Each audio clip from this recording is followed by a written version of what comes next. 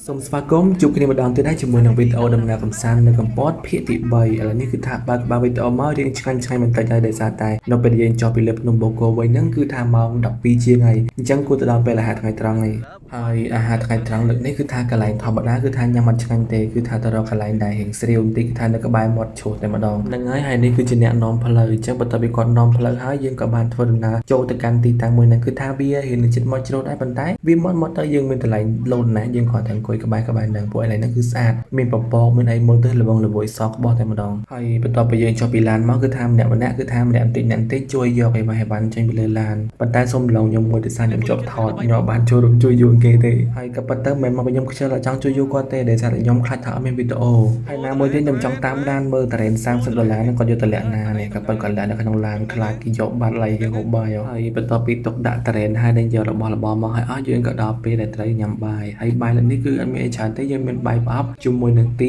5ក្បាលគឺថាច្រើនតែម្ដងប៉ុន្តែច្រើនអញ្ចឹងតិចថាសល់no អត់មានសល់ទេអស់រលីងតែមិនមកពីខ្ញុំហូបច្រើនណាដោយសារតែមិត្តភក្តិខ្ញុំគាត់ដាក់បានដែរណាមួយយើងដើរលេងហត់ហើយកន្លែងនេះលើសថាជ្រោះជ្រៅមិនអត់មានឃើញថតខ្ញុំណាត់ហ៊ានថតមកពីជ្រៅនឹងហើយបានអត់ឃើញវីដេអូបើអត់ជ្រៅនឹងមានវីដេអូមកនៅឯកន្លែងនេះវិញគឺថាប្រទះឃើញករណីមានរុក្ខជាតិចម្លែកហើយគាត់សួរខ្ញុំថានឹងអីគេខ្ញុំចូលទៅមើលទៅអានឹងដូចជា slide ដូចជាអីតិចបកបានតែខ្ញុំអត់ដឹងថានឹងអីគេដែរបើសិនមកអ្នកនរគ្នាដឹងជួយ comment ពាក់អង្ខំផងអានឹងជាប្រភេទស្មៅអីគេដែរដូច slide ដូចអីតិចខ្ញុំអត់ច្បាស់ដែរបានតែស្ទាបមើលហើយបន្ទាប់ពីយើងបានហូបបាយហើយយើងក៏បាននាំគ្នាមកថតរូបលេងនៅក្បែរមាត់ជ្រោះហ្នឹងខ្ញុំមិនហ៊ានចូលចិត្តទេហើយបន្ទាប់ពីកន្លែងហ្នឹងមកពួកយើងក៏បានធ្វើដំណើរទៅកាន់គោលដៅមកតង់ទៀតនៅខាងមុខហើយការធ្វើដំណើរនេះគឺមានតែអ្នកជិះម៉ូតូមានតែអ្នកជិះគូឡានហើយអ្នកជិះគូឡានហ្នឹងគឺខ្ញុំនឹងឯងគឺថាអត់ប្រយោជន៍ខ្លាំងមែនតើថតស្រែក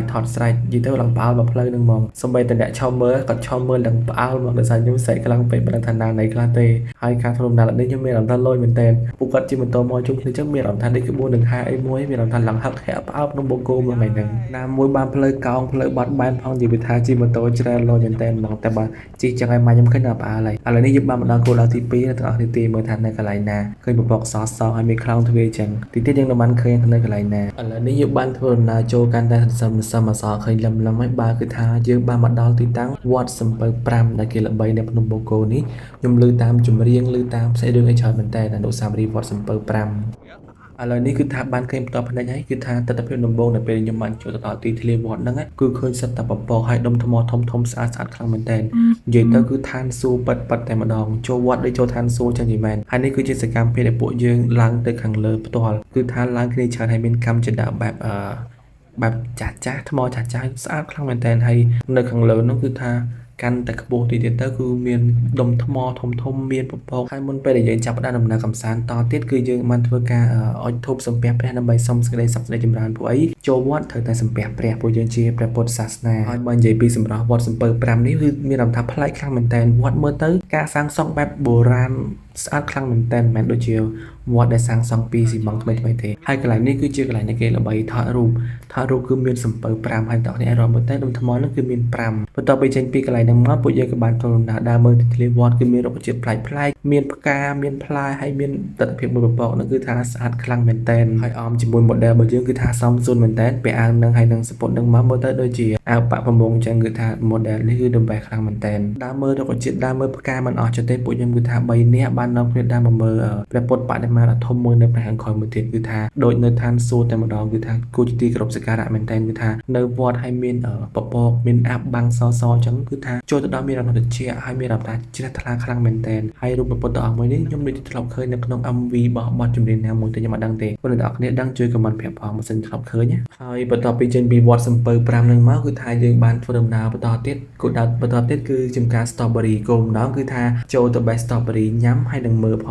ងធៀមបើរួចរាល់អស់ហើយប៉ុន្តែសួរគេហើយ2នាក់5000ចូលទៅគេថាបានតែមើលទេអត់បានបេះទេហើយបើលក់វិញ1គីឡូ$25អញ្ចឹងបាច់ទិញបន្ទាប់ពីបានចុចដល់កន្លែងហ្នឹងហើយគឺថាជីបកទៅវិញហើយបន្ទាប់ពីចំការ strawberry នឹងមកគឺថាបាយភ្នំបូកគោមែនតើហើយគឺថាយើងបានចុះមកពីលើវិញគឺថាចុះមកដល់កន្លែងរូបសំណាក់លោកយាយម៉ៅហើយគឺថាកន្លែងនេះគឺថាអស់ពពកអស់អីលេងហើយគឺថាដូចចុះពីឋានសួគ៌អញ្ចឹងហើយចំពោះគោលដៅពួកយើងក៏មិនទាន់អត់ដំណឹងដែរដោយសារតែពួកយើងគឺជាអ្នកជើងអាចថតរូបអញ្ចឹងគឺថាដល់កន្លែងណាស្អាតគឺឈប់ថតឡើងនឹងបន្តទៀតប៉ុន្តែតើនឹងថាដល់កន្លែងណាទេមានចាំមើលសិនថាយើងជិះដល់កន្លែងណាយើងមើលឃើញទំនើយើងចុះបន្តទៀតតែឥឡូវនេះគឺថាយើងចេញឆ្ងាយកាន់ឆ្ងាយមែនទែនពីរូបស្នាលោកយាយម៉ៅហើយ ហើយចំពោះគោលដៅថតរូបចុងក្រោយរបស់យើងហ្នឹងគឺថានៅលើផ្លូវរទេះភ្លើងដោយសារយើងបានជិះកាត់កន្លែងហ្នឹងមកឃើញមានស្ពានចំនួន3មានសងខាង